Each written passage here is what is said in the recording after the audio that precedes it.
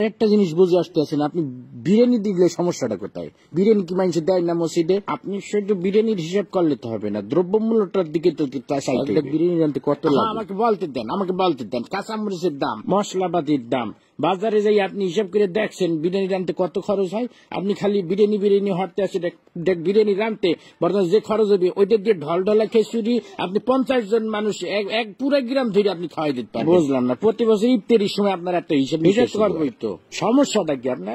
আপনি খালি খাওয়ার হিসাবটাই বুঝলেন, আপনি দ্রব্যমূল্যের হিসাবটা বুঝবেন না। আপনি কি মনে হচ্ছেন আমি কি বহুত টাকার মালিক হয়ে গেছি? হ্যাঁ, এখন যত কামাই তত খরচ। এই যে আপনার মসজিদে প্রতি মাসে ইমাম সাহেবের বেতন না দিলে ইমাম সাহেব চলবে কেন? আমার কথা বলতে দেন। আবার এই যে রমজান মাস আইছে, তারাবি পড়াবে, হাদিয়া দিতে হইবে না? আমার খরচ কি কম?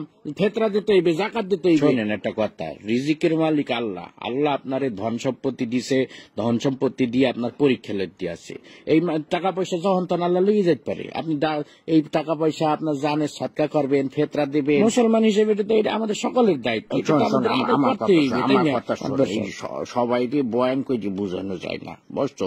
যে তুই কোরআন বুঝাইতেছিস, বুঝবে একটা কথা সবসময় মনে রাখবি, যে মানুষটা জায়গা রয়েছে তাকে কিন্তু ঘুমেতে উঠানো যায় না। এই যে আমি বিরিয়ানি দিতে পারবো না, আমি দলডলা খেচেটি দেবো, বিরিয়ানি দিলে আমার সমস্যা, এই যে এত সময় ধরে বুঝাইতে আসো,